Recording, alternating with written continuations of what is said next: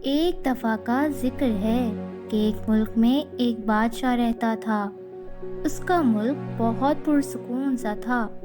ایک مرتبہ بادشاہ اور اس کا وزیر کسی ملک میں دعوت پر گئے تو بادشاہ نے دوسرے ملک کے بادشاہ سے سوال کیا۔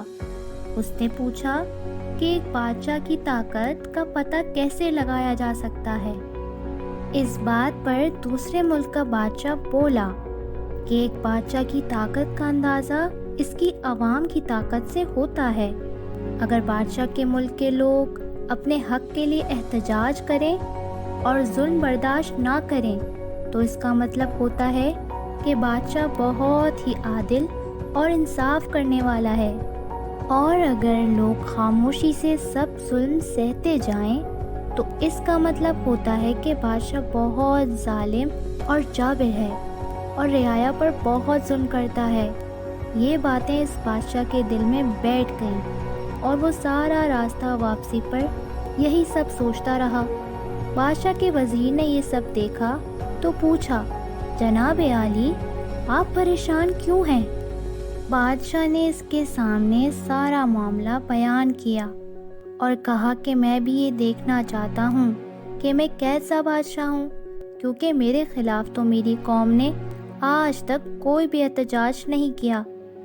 تب وزیر بولا کہ بادشاہ سلامت، آج تک آپ نے عوام پر کوئی ظلم نہیں کیا بلکہ انہیں بہت سی رعایت دی ہیں اور ان کی ہمدردی کے لیے ہی فیصلے کیے ہیں، اس لیے انہیں کبھی احتجاج کا موقع ہی نہیں ملا۔ تب بادشاہ نے کہا کہ میں اب دیکھنا چاہتا ہوں کہ میں کیسا بادشاہ ہوں، اس لیے تم مجھے مشورہ دو کہ میں کیا کروں۔ وزیر نے سوچنے کے لیے بادشاہ سے وقت مانگ لیا کہ وہ اس بات کا جواب کل سورج نکلنے پر دے گا۔ بادشاہ بھی مان گیا، لیکن وہ ساری رات یہی سوچتا رہا کہ وزیر کیا طریقہ بتائے گا، اور وزیر بھی ساری رات سوچ میں گم رہا۔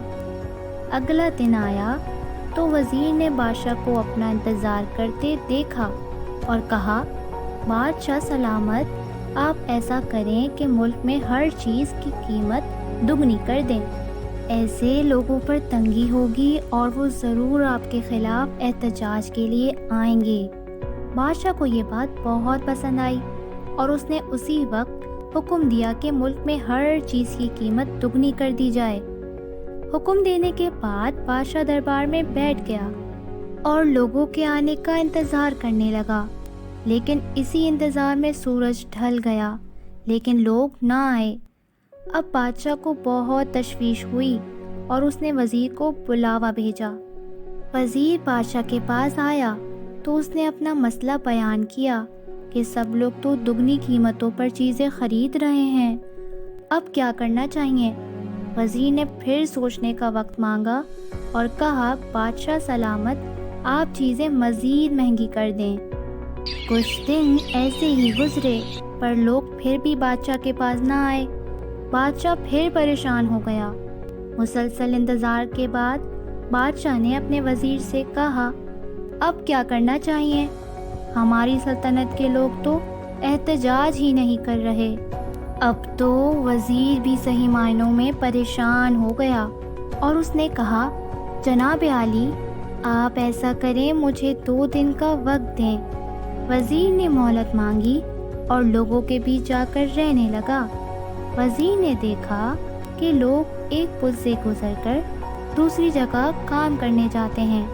اس کے ذہن میں ایک خیال آیا اور وہ مہلت پوری ہونے سے پہلے بادشاہ کے حضور کھڑا تھا۔ بادشاہ نے کہا، اے میرے وزیر، بتا اب کیا نئی ترکیب لایا ہے؟ تب اس نے کہا، بادشاہ سلامت، آپ کی سلطنت کے لوگ دریا کے اوپر بنے پل سے گزر کر دوسری طرف کام کرنے جاتے ہیں۔ اگر آپ گزرنے والوں پر ٹیکس لگا دیں تو شاید آپ کی رعایا احتجاج کرے۔ بادشاہ وزیر کی بات سن کر بہت خوش ہوا اور ہر گزرنے والے پر 2 روپے ٹیکس لگا دیا، پر بادشاہ کی عوام وہ ٹیکس دیتی رہی۔ بادشاہ ٹیکس بڑھاتا گیا پر عوام دیتی رہی۔ پھر ایک دن وزیر کو بلایا۔ اس نے کہا، بادشاہ سلامت، آپ ایسا کریں کہ گزرنے والوں کو 5 روپے ٹیکس کے ساتھ ان کی کمائی میں سے آدھا حصہ لینا شروع کر دیں۔ بادشاہ پریشان بھی تھا اور وزیر کی بات پر غور بھی کیا۔ بادشاہ اب خوش تھا، اسے امید تھی کہ اس کی رعایا اب احتجاج کرے گی۔ بادشاہ نے ایسا ہی کیا پر کوئی فائدہ نہ ہوا۔ بادشاہ اب بہت پریشان ہو گیا اور وہ ہر وقت سوچ میں ڈوبا رہتا، وہ کیا کرے جس سے اس کی رعایا احتجاج کرے، ظلم کے خلاف آواز اٹھائے۔ ایک دن بادشاہ کے دربار میں ایک فقیر آیا۔ بادشاہ نے کہا، میں تمہیں اپنا وزیر بنا لوں گا، پہلے میرے مسئلے کا حل بتاؤ۔ فقیر نے کہا، بادشاہ سلامت، مجھے شام تک کی مہلت دیں۔ بادشاہ نے کہا، اگر تم ترکیب نہ کر سکے تو یہاں مت آنا، اور اگر آئے تو میں تمہیں قتل کر دوں گا۔ دوسری طرف وزیر بھی پریشان تھا کہ اس طرح تو اس کا عہدہ چھن جائے گا۔ اگر وہ فقیر کامیاب ہو گیا تو پھر اس کے ساتھ بہت غلط ہو جائے گا، اور پھر اسے وہی خوف لاحق ہوا اور وہ اس فقیر کا پیچھا کرنے لگا۔ فقیر نے 2 چکر اس پل کے لگائے اور بادشاہ کے حضور پیش ہو گیا۔ بادشاہ نے کہا، اے فقیر، بتا کیا سوچ کے آئے ہو؟ وزیر بھی کشمکش میں تھا۔ فقیر نے بادشاہ کے کان میں ایسی بات کہی جسے سن کر بادشاہ خوش ہو گیا۔ بادشاہ رات کو نکلا اور بہت خوشی خوشی اپنے دربار میں بیٹھا تھا۔ وزیر بھی حیران تھا، بادشاہ اتنا خوش کیوں ہے؟ کچھ ہی دیر میں دیکھتے ہی دیکھتے لوگوں کا ہجوم ہو گیا۔ وہ بادشاہ کے دربار کے باہر احتجاج کرنے لگے۔ تبھی وزیر نے پوچھا، بادشاہ سلامت، یہ کیا ماجرا ہے؟ پھر بادشاہ نے کہا، جب رعایا کو باہر کھانے کو مل رہا تھا، وہ اپنی زمین چھوڑ کر باہر کمانے جا رہے تھے۔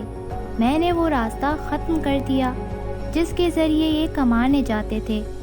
تو پیارے پیارے بچوں، آپ نے دیکھا کہ کس طرح ایک عقل مند کے مشورے پر عمل کرنے سے بادشاہ کا مقصد بھی پورا ہو گیا اور عوام بھی اپنے حق کے لیے آواز اٹھانے لگی۔